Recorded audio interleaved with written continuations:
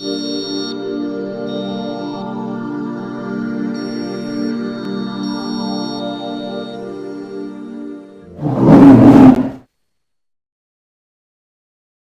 everybody and welcome to Bear Beer Reviews with me, your host Jack, and tonight we return to a brewery that I know do good IPAs, so I'm very excited about this little fella. This is Amager Bryghus' Lubricated Labrador, with a brilliant piece of artwork on the front of it. I do like Amager's bottles, they have some really cool artwork usually anyway, but this one in particular, because this looks just like, it's going to sound a bit odd, but my mum's boss's dog Bess, who we sometimes look after, and she's a gorgeous Labrador.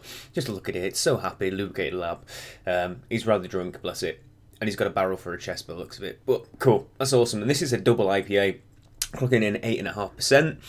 As I said, Amager know how to do IPAs. The Batch 1000 was amazing. The Dank Dane was amazing. So this one I've got really big hopes for. I'm so looking forward to it. And it was, its best before is 2017, 10th, 2017. So I'm assuming this was bottled in October, is that? October this year, so relatively fresh, I would imagine.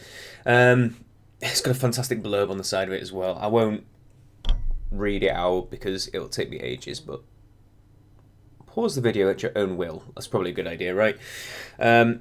Essentially, this is just like a really nice Fat Imperial IPA with loads of hops in it, and it sounds pretty amazing, to be honest. So I'm more than willing to give it a shot. It's got Hercules, Mosaic, Simcoe, and Amarillo in it, USL yeast, Pilsner malt, Munich, and some melanoidin. That's it. And the style of beer, so they say, is Imperial Canine IPA. Pretty cool. Right, let's crack this fellow one open and see what we have then. Whee. And we'll use some decent glassware as well. Might as well use a Craft Master glass so we have it clean. Nice amount of carbonation, you can already see. Let's get it up there.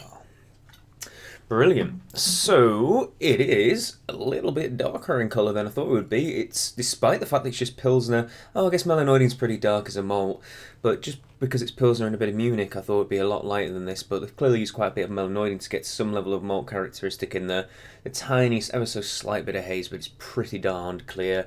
Nice, big, foamy head, very regular, but that's cool. I can smell it already, even from pouring it to the glass. Let's get a nose and then give it a good old smell. Oh, yeah. Wow, tons of grapefruit in this. It's got a really classic kind of West Coast aroma. That nice big sweet grapefruity hit. A little bit of pine underneath it. Something pineapple-y, that little bit of tropical nose as well. But mainly I'm getting a huge piney and really classic grapefruit nose. It definitely jumps out the glass at you as well. Really intense. It's all hop on the nose. And it smells pretty fresh as well. Juicy. Yeah, cool. Let's get in there and give it a shot because I'm already salivating like the lubricated Labrador. Cheers!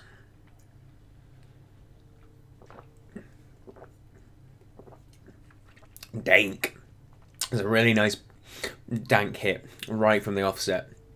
I get that nice marroni, weedy note right in the centre of the mouth. That kind of extends into more of those kind of grapefruity, citrusy flavours. It's a little bit sweeter on the palate, so I'm saying more like oranges than grapefruits.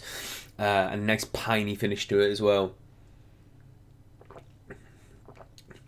When I saw the colour, I thought it might be a little bit malty.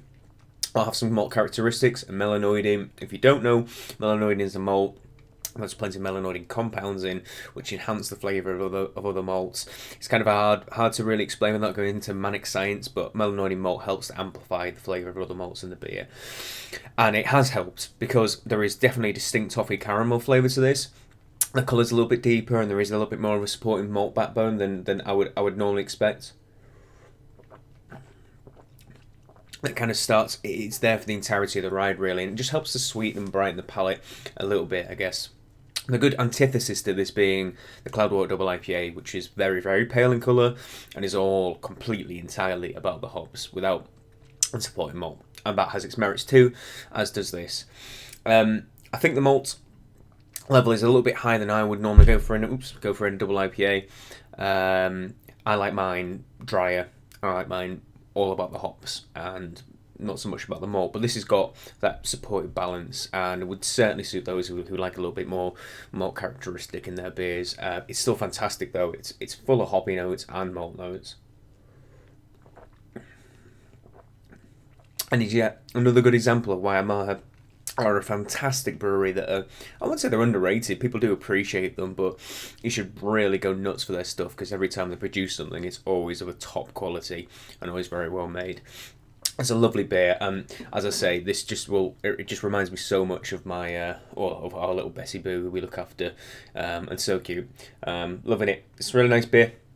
Yeah, really tasty beer. Definitely check it out if you can do. I think I got this online from the Mikkeller web shop. I'm sure you can find some more on there as well, alongside their other stuff. So please like, favourite, comment and subscribe. I'd love to hear what you think on beers such as the Lubricated Labrador, or indeed anything from Amager Bryghus, because they have some awesome stuff. And until the next beer review, cheers everyone.